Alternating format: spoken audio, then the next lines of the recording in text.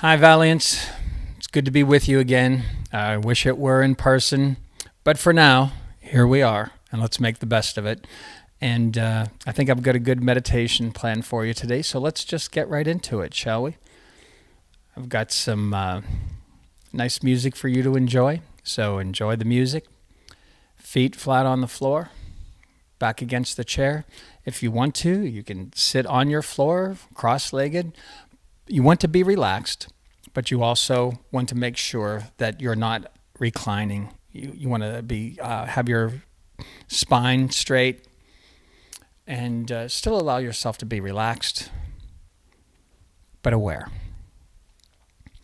And we're going to ask you to gently close your eyes if you're comfortable doing that. I want you to block out any and all distractions. I don't know what all is happening there in your home or in your neighborhood, but if it's anything like mine, you hear trash cans go or trash collectors going by and dogs barking. In my neighborhood, I hear a couple of roosters crowing from time to time and chickens squawking, and part of good meditation is blocking it all out. Stay with the sound of my voice. And of course, another big part of the meditation to be successful is breathing. And so right now, as you're just gently breathing in and out, something that we so often take for granted, although I think in the time of this coronavirus where the respiratory system is largely affected, more and more people are becoming grateful for the simple ability to breathe. And so let's just take a moment now to say thank you, God.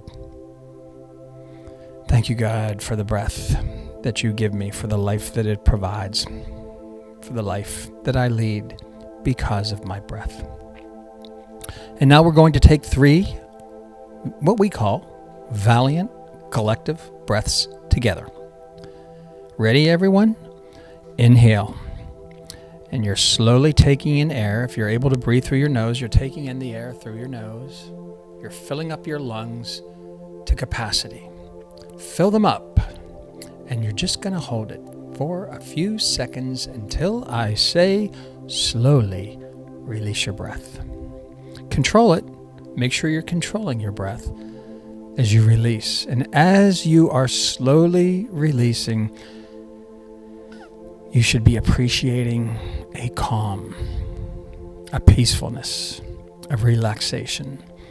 And if it didn't exactly take the first time, it will this second, because you're going to be aware that part of the reason why we do the breathing is to help us be relaxed. Ready? Through your nose. And if you can't, if you're suffering from any kind of cold or congestion, breathe through your mouth. That's okay too, but it's preferable that you breathe through your nose. Inhale. Go deep. Filling up your lungs. You should even feel your shoulders moving backward as you're filling up your lungs to capacity to make room in your lungs. Hold for a moment. Hold. Get ready to relax as you slowly release your breath. And just imagine yourself just melting because you are right here in this moment, experiencing the power of the now. You're not thinking about anything except this meditation. And when you are fully present in the now, in the power of now, the power that it has is to take away all fear and anxiety. That's the power of now. When you are right here with me, following the directions, listening to my voice, concentrating on nothing else, blocking out any and all distractions, you realize that you are safe, that you are calm, and that you're burden-free right now. 3rd breath ready, everyone? Inhale. Enjoy this moment.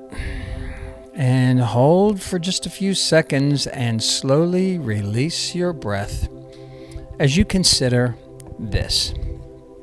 Our brains are often programmed to concentrate on the scarcity of life rather than the fullness. But we can train our brains if we choose to. We can channel our thinking.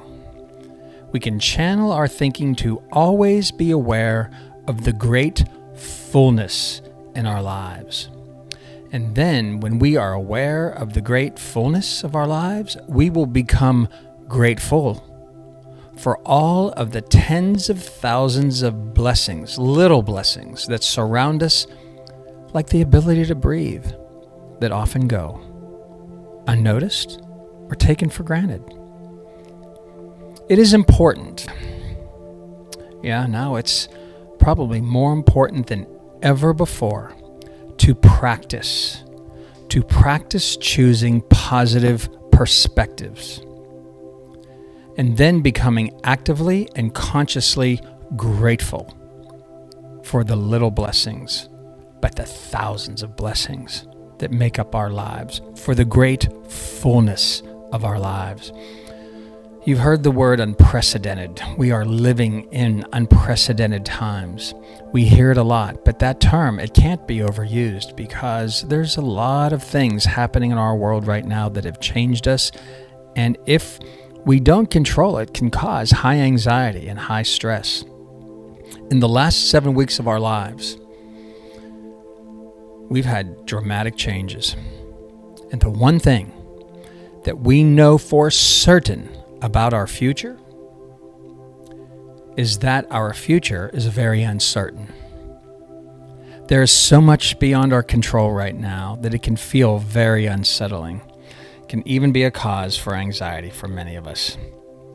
So it's important to control what we can. And we can control our own thinking, our own attitude. We can control our perspective on things. So instead of dwelling on all that is now lost to us, we can make the choice to concentrate on life's blessings and be grateful to God, to be aware of the great fullness of our lives. Our blessings may be harder to appreciate at a time with so much feeling lost, but like any kind of talent that we want to develop, we must practice. So Valiants, let's hold a practice right here, right now. I'm going to ask you to take one more deep breath together, and then we're going to practice perspective. And it's going to change us. Ready? Let's take another breath together. Inhale. Inhale, filling up your lungs. Just being grateful for this ability to breathe, being grateful for the ability to be present, fully present in the power of now. It's something to be grateful for. Hold your breath, hold it. Take in an extra sip just for good measure if you can. And now slowly release into the deepest part of your relaxation yet. Now I want you to consider this. With everything happening in the world right now, we are the lucky ones. We are the lucky ones. You can read, right? If you can read, you are luckier than over 1 billion people in this world who cannot read at all. If you woke up this morning with more health than illness, then you are luckier than the 1 million people who will not survive the week. And that has nothing to do with the coronavirus. That's just people who die around our world each week on a regular basis. So thank God for your health right now. We are luckier because we have one of the greatest healthcare systems in the world right here in the United States. We have well-trained doctors and compassionate nurses. If you have never experienced the danger of being in an act of war or battle,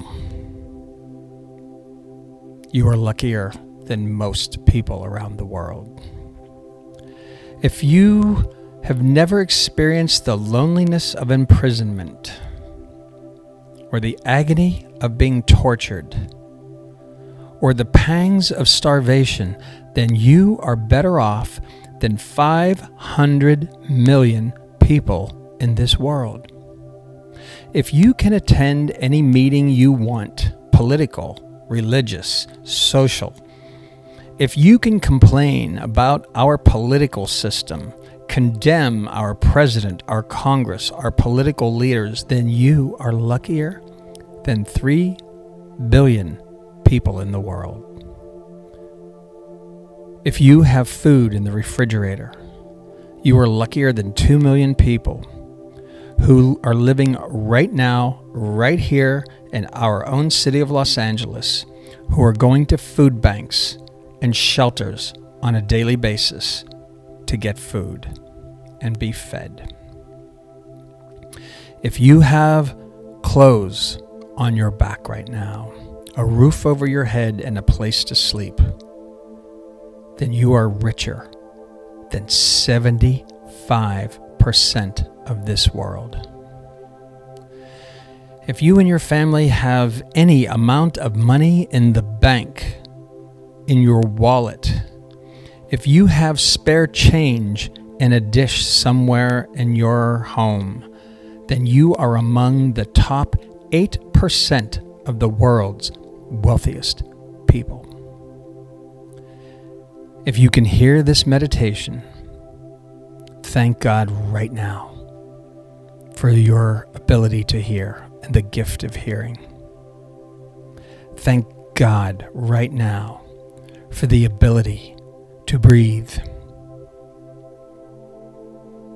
to smell,